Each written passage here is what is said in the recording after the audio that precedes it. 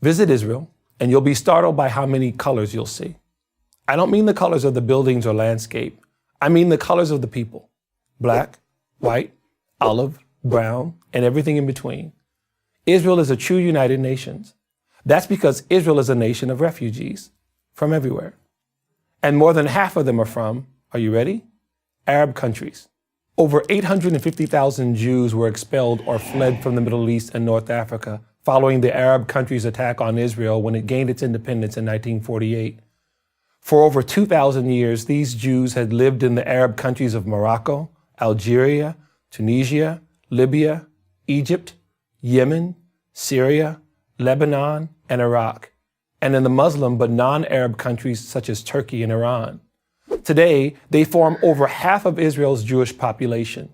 Many of these Jews from Middle Eastern lands look, well, just like other people from Middle Eastern lands, of darker complexion with dark hair.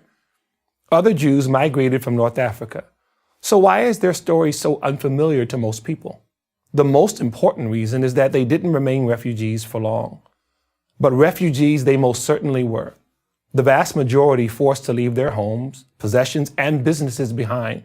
In other words, they came to Israel with nothing. Some 650,000 of the Jews forced to flee North Africa and the Middle East became citizens of Israel. The other 200,000 fled to the United States and other Western countries. To give you an idea of how few Jews remain in Arab countries, consider these numbers. There were 150,000 Jews in Iraq in 1948. Today, there are less than 10. There were 140,000 Jews in Algeria. Today, there are less than 50. There were 75,000 Jews in Egypt. Today, less than 20. The pattern is the same across North Africa and the Middle East. Now contrast these forgotten Jewish refugees with the most celebrated refugees in the world, the Palestinians. How is it that the Jewish refugees are not even an afterthought, but the Palestinians are the longest lasting, most lavishly supported refugee population in the history of the world? The answer is purely political. After Israel gained its independence in May of 1948, the surrounding Arab nations attacked the new Jewish state. As a result, about 700,000 Arabs living in Israel fled. Many left because of the war, and many did because they were told by Arab leaders to leave the Jewish areas. The idea was that they would return once the Jews and their state had been destroyed.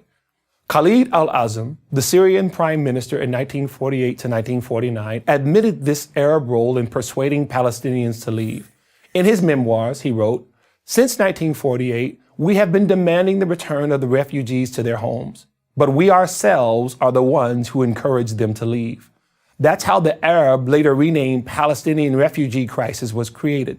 In 1949, the United Nations formed UNRWA, the United Nations Relief and Works Agency for the Palestinian refugees, the largest and only long-term UN agency that was ever formed to deal with just one group of refugees.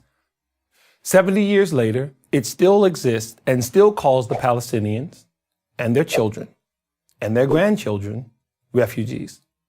It has an annual budget of over $1 billion, funded mostly by the US and the European Union.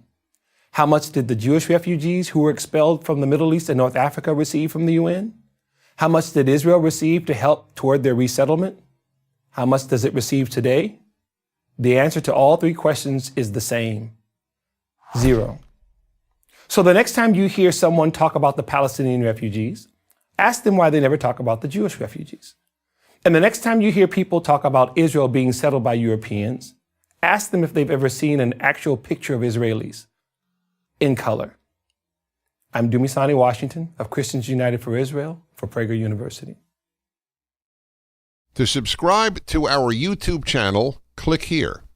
To help keep our videos free, donate here.